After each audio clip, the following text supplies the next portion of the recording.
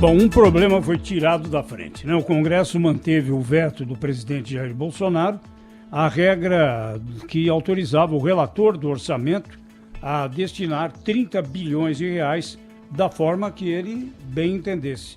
Claro, sempre no interesse da nação. Com um placar de 398-2, os senadores nem precisaram votar. Foi consenso a ideia de que era muito poder nas mãos de um só parlamentar. Bom, para indicar prioridades na execução de emendas dos parlamentares, vai ser preciso aumentar os recursos previstos pelo Executivo.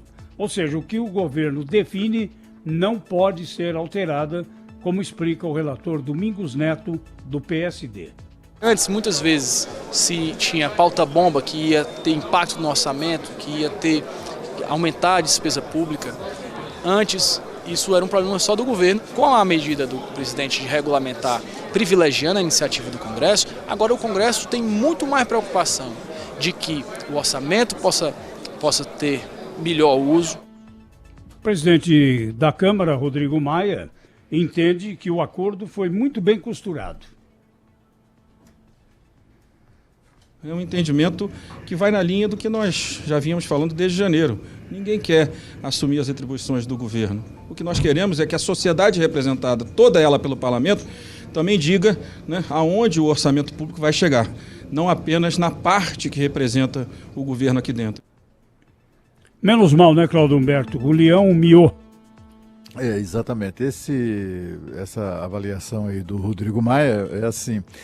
Preciso ser dito o seguinte, esse acordo, ele não atrapalhou, o Rodrigo Maia não atrapalhou, mas não participou dele, viu? Esse acordo foi completamente costurado pelas lideranças ligadas aos partidos do Centrão, ou do Blocão, né? Você sabe que é uma coisa que as pessoas não estão prestando muita atenção, mas o fato é que 14 partidos se juntaram no que eles estão chamando de Blocão, mas é o Centrão ampliado, digamos assim, que somam 351 deputados.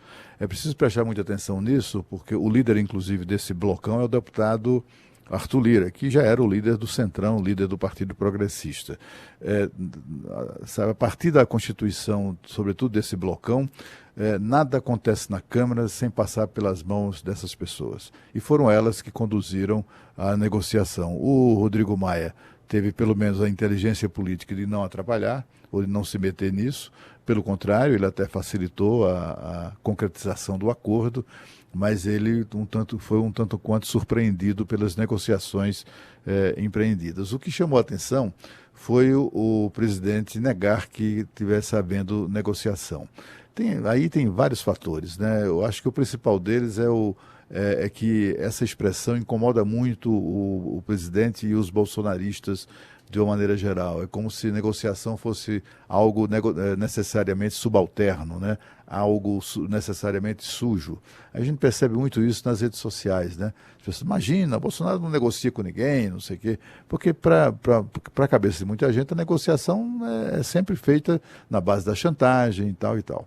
Não foi o caso, não parece ter sido o caso dessa negociação aí que foi concretizada.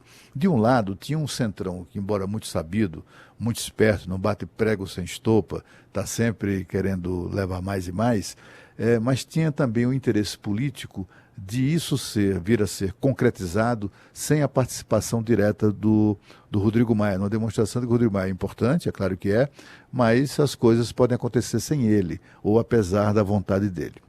Isso é um fator. Eu acho também, o que eu percebi ontem, conversando com gente ligada ao governo, ministros mais próximos ali do presidente e tal, o que se percebe é assim, que esse disse-me-disse sobre o acordo, na cabeça daquelas pessoas, isso é bom para inflar ou bombar a manifestação prevista para o dia 15. É um pouco isso também, né? Mas o fundamental é que a expressão negociar, para eles é uma coisa meio pecaminosa, e é por isso que daí a dificuldade do presidente de admitir o acordo. O que o governo fez foi política, né? E a política, às vezes, é melhor do que o confronto. Às vezes, o confronto é inevitável, mas, geralmente, a política bem feita é o caminho mais correto para atingir um objetivo. Não necessariamente sempre aquele objetivo que alguém pretende, que um dos lados pretende, mas uma composição que atenda a todo mundo, como parece ter acontecido nesse caso. O governo, mais uma vez, percorreu um trecho mais longo do que poderia para chegar até esse objetivo, né? Começando pelo general Heleno. Isso partiu do próprio governo com aquela declaração de que estava sendo alvo de chantagem por parte do Congresso Nacional. A partir dali se desencadeou todo aquele mal-estar, com pessoas chamando para manifestações, dizendo que o presidente estava sendo impedido de governar pelo parlamento. Isso faz parte um pouco desse mise-en-scène, né? Dessa cena que o presidente estimula, inclusive, às vezes, que os filhos dele gostam de estimular, que aliados gostam de estimular, que ele veio enviado de algum lugar, que nós não sabemos exatamente qual é, para livrar o Brasil de todos os males, e dentre os males estão ali os parlamentares, o Congresso Nacional, o Supremo Tribunal Federal.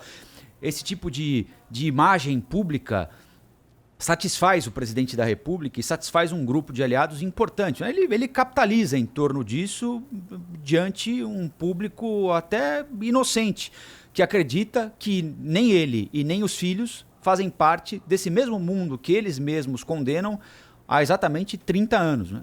Ele, ex-mulher, filho, genro, né?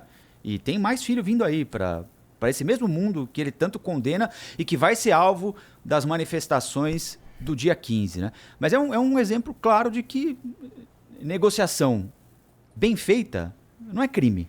Né? Uma coisa é o mensalão.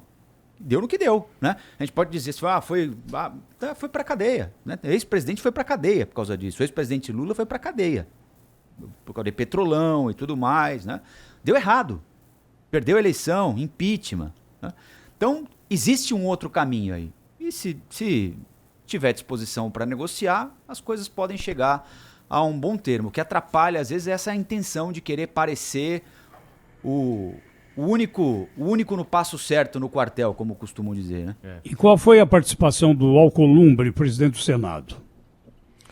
Ele também não atrapalhou, né? Foi isso. Esse, então, ficou completamente à parte, né? O Rodrigo Maia foi informado, ajudou de alguma maneira e tal, mas não foi dele a iniciativa, nem muito menos foi com ele com que o presidente sentou.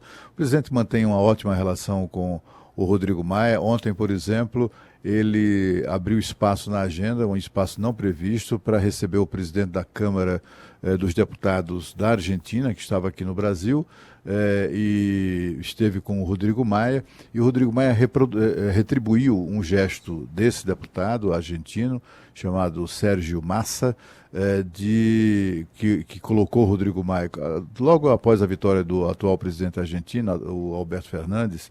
O Rodrigo Maia foi a Buenos Aires meio que fazer pose de, olha, o presidente não, é meio desmiolado, mas eu estou aqui para dizer que o Brasil e tal. Ele fez aquela pose e naquela ocasião ele visitou o Sérgio Massa, que o levou à presença do presidente eleito.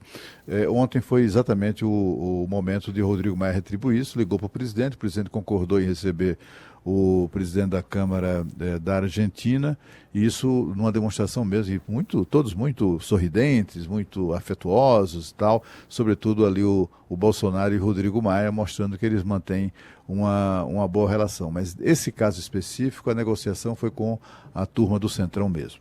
Por falar em orçamento, né, a PEC que extingue os fundos públicos foi aprovada ontem na CCJ do Senado. O texto está pronto para ir para o plenário. É a primeira etapa para que o governo possa conseguir o aval do Congresso para a medida cujo objetivo é desvincular do orçamento, parte, né, do orçamento, e usar o dinheiro parado nesses fundos para abater, por exemplo, parte da dívida pública, né, reduzindo, por exemplo, o gasto com juros, né? A equipe econômica sugeriu a extinção de mais de 200 fundos que recebem fluxo de recursos provenientes aí dos capitais recolhidos pela União. Para conseguir aprovar a proposta, houve negociação e foram poupados alguns fundos, como, por exemplo, o Fundo da Ciência e Tecnologia, o Fundo da Segurança Pública, o Fundo Penitenciário, o Fundo de Combate às Drogas e também um fundo do CAFé, que é um fundo privado aí que também já tinha sido negociado anteriormente, né? O acordo dessa quarta destravou então a votação da PEC, que agora, como eu disse, segue para o plenário do Senado Federal. Como é PEC, o ouvinte já sabe, tem que passar por 2 votações em cada caso e obter o apoio de 60% dos integrantes da Câmara e do Senado Federal. A PEC deve passar no Senado, segundo a expectativa aí nas próximas semanas, e aí o jogo fica para a Câmara Federal. É mais dinheiro destravado do orçamento para o governo federal.